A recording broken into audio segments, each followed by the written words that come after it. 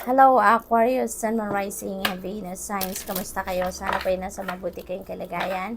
Welcome back po sa Star Tarot. Kung bago kayo rito, welcome din kayo. Thank you sa inyong support. I truly appreciate it. God bless you all po. Paunang mensahe ni Aquarius for the week. We have launching your journey. Meron kayong travel plans, no? Dito, Aquarius. Ang iba sa inyo siguro may plane ticket na, yung mga ganon, nakahanda na, and you are embarking on a travel na, kumbaga. So, mag-iingat kayo kung ano man ang rason ng pagbabiyahe ninyong ito, whether that is business-related, work-related, study-related, or pasyal man yan, mag-iingat po kayo, and of course, i-enjoy ninyo yan, no? I-enjoy ninyo. That is well-deserved travel nang sa gayon makapasyal kayo at ma-enjoy naman ninyo ang ibang parte, 'di ba? Ng mundo.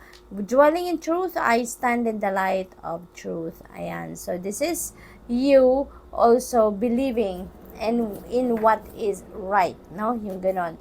Maari din na yung truth na to na sinasabi dito is your truth. Yung ikaw, yung honesty mo, yung kung sino ka, kung ano ka, 'di ba? Kung ano ang meron ka, ano mga kakayanan ninyo. So, maaring buong puso ninyo yan na ini-embrace na sa ngayon kung sino kayo, kung ano talaga kayo, ano yung mga kakayanan ninyo, mga talents, skills, and gifts ninyo. So, maybe you are embracing that now, no? So, posibleng before, hindi ninyo yan ma-accept fully, no? Yung parte na yan na sarili ninyo. Pero ngayon, nandiyan kayo, no? At ini-embrace ninyo yan entirely.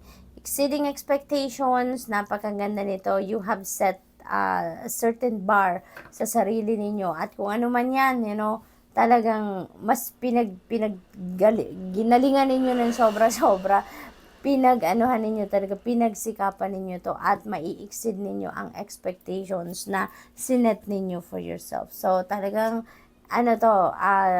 parang very sweet victory to para sa inyo dahil talagang pinagsikapan ninyo ang kung ano man ito na pinagtrabahuan ninyo ng sobra-sobra, kaya yung mga expectations ninyo, no, talagang mai-exceed ninyo yung kung ano man ang target ninyo dito, mas nalagpasan nyo pa. So, that's really beautiful. Treasure Island, ayan. So, feeling ko dito, hindi lang ito material na bagay, no, na makukuha ninyo dito, but these are parang golden opportunity, no? Maaaring meron ditong parating sa inyo na golden opportunity na related sa inyong money, career, and finances, kasi nakikita ko dito parang ito yung magbibigay sa inyo ng pagkakataon para ma-enjoy ninyo yung prosperity and abundance, no? Maaring yung mga opportunity nito ang paggagalingan na financial comfort ninyo or financial freedom. So, this is really a beautiful opportunity na kakatok sa inyo dito. We have Yin. Ayan. So, dito si Yin naman, yung parang siya, parang you are just waiting. No? You're just waiting. Hindi ikaw dito. Opposite ito ni Yang, 'di ba? Kasi si Yang, parang siya yung boss, no? Siya yung sinusunod, siya yung gumagawa. Dito naman si Yin, siya, opposite niya. Siya itong nandito sa, submissive lang, sa passive lang, yung ganun, yung naghihintay lang. Parang ganun ang ganap ninyo ngayon, Aquarius. Kung dati kayo yung nagdedesisyon, kung dati kayo yung nagsasabi na dapat ganito, ganyan, ito yung gagawin ngayon. Ngayon, you are on the other side of it, no? Parang ngayon, you're just waiting for someone to lead you. You are waiting for someone to tell you what to do. Yung ganun ba? Yung, nandun kayo ngayon sa chill lang na energy, no? So, what else, Aquarius? We have come to the edge. Ayan. So, this is you entering into a new chapter in your life, no? Dito, you are ready to embrace newness. Parang new beginning energy siya, no? Meron kayo ditong sisimulang bago.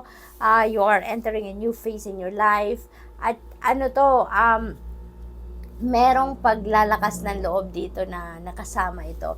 Hindi ito yung Kasi hindi ito yung comfort zone ninyo. Kung ano man ang sisimulan ninyong bago dito, Aquarius, hindi ito yung comfort zone ninyo. You are coming out of your comfort zone dito and you're going to try different avenues na medyo sa tingin ninyo challenging para sa'yo, no?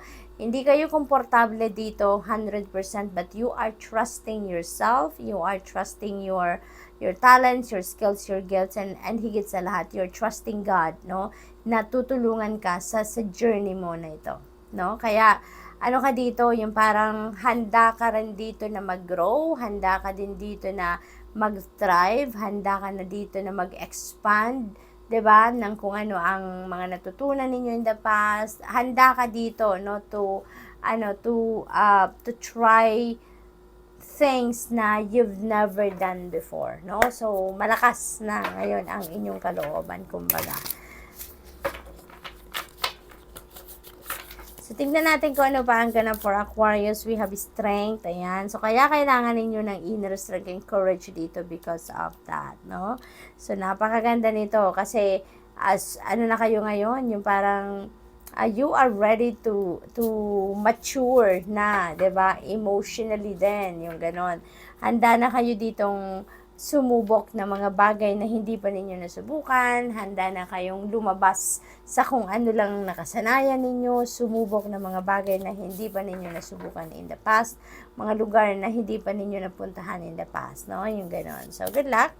We have Ace of Pentacles, ayan, so with the Treasure Island dito, golden opportunities that will bring forth financial success, and you look at that, you are really going to experience prosperity and abundance, no? Sa Ace of Pentacles, energy, ito yung pagsisimula ng inyong magaang na sitwasyon pang kaperahan, ano? This is you starting to experience financial comfort. Ito yung pagsisimula ninyo ng bagong experience na magwe-welcome kayo ng inflow of money, continuous inflow of money, yung mga ganon. So, definitely, Aquarius, meron ditong pagbabago pagdating sa inyong financial landscape with the Ace of Pentacles energy. Kasi ito na yung simula. Ito na yung first step ninyo towards prosperity and abundance, no? This is also about travel, no? Maaaring nga iba sa inyo dito may relocation, maglilipat bahay, mag-change ng place of residence, mag-a-acquire ng property, maaaring ganon. Meron din ditong windfall of money, no? So, meron ditong perang basta nalang dadating, no? Yung ganon. We have 7 of Wands. Yan. Dito naman, you really need to,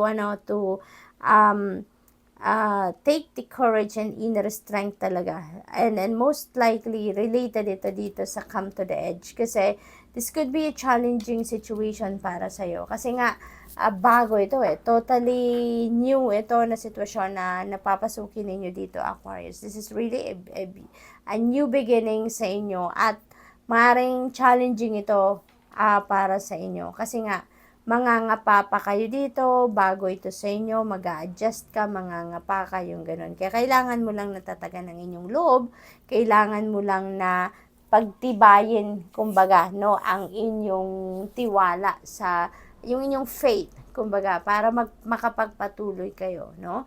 At hindi kayo sumuko. So, good luck, and that's all I have for you for the week. Thank you for watching Love and Light. Namaste.